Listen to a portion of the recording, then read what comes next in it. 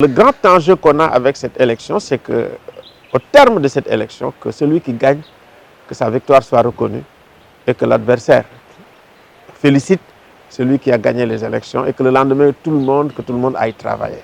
Il me semble que l'enjeu, c'est ça. Pour qu'on puisse effectivement, après cette élection, avoir vraiment une durée dans la stabilité, dans la sécurité et puis dans la gestion des ressources qui sont une manne. Les gens ils disent tout le temps la malédiction du pétrole, mais ce n'est pas le pétrole qui est une malédiction, c'est sa gestion. C'est sa gestion, la transparence dans la gestion. Une bonne distribution vraiment de la manne pétrolière à tout le monde. Et que ça ne profite pas tout simplement à une minorité et également aux compagnies pétrolières. Ce qu'il faut remarquer, c'est qu'en réalité, si on n'avance pas, on recule. Hein. Il y a une stagnation réelle parce qu'il y a eu un déficit de dialogue. Il y a un déficit de dialogue, c'est clair. Ce n'est pas la seule faute de Macky Sall. L'opposition aussi a sa responsabilité dedans. Voilà, on est à un tournant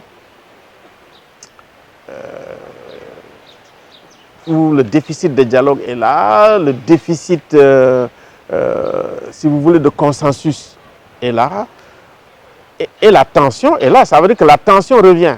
Personne n'attendait à ce qu'on ait une tension émanant d'ailleurs de certaines institutions.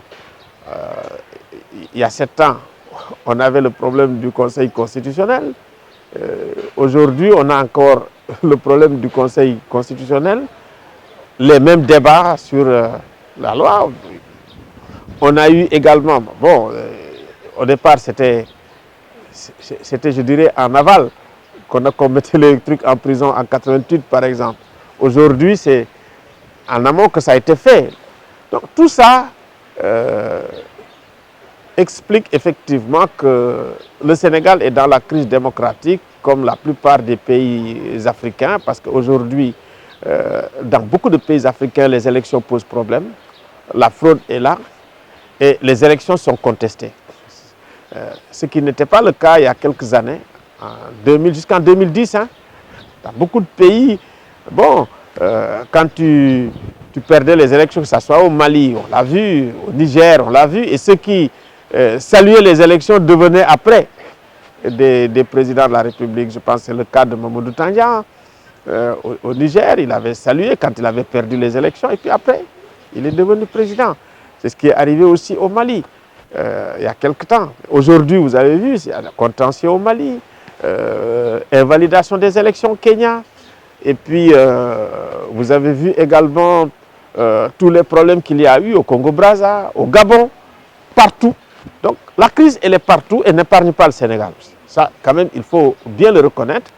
Et que vraiment qu'on réfléchisse et puis qu'on trouve les moyens d'une véritable résilience démocratique.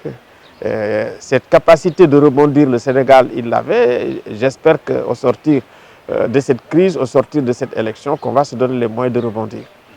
Si Macky Sall perd les élections, il va le reconnaître. C'est devenu une tradition de mon point de vue. Et puis, il n'a pas le choix. C'est-à-dire que, bon, vous savez, quand on donne les résultats, c'est surveillé par tout le monde, tous les Sénégalais.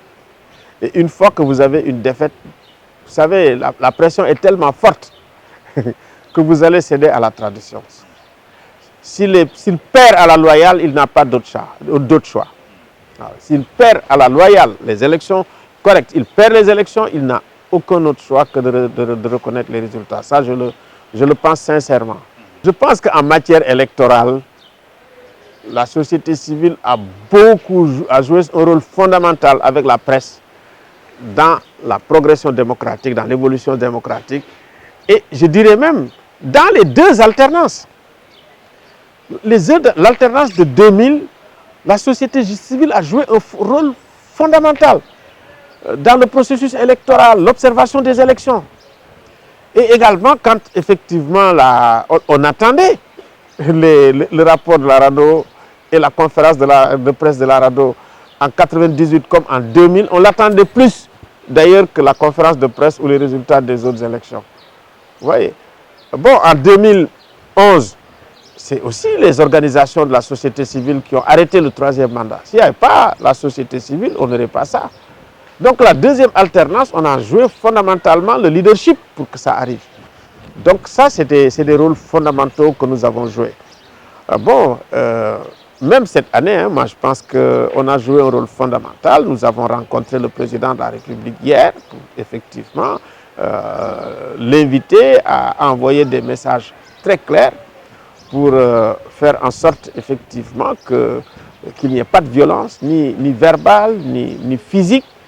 Et il nous a promis qu'il ne fera aucun acte de nature, franchement, à créer des tensions. Ça, il nous l'a dit.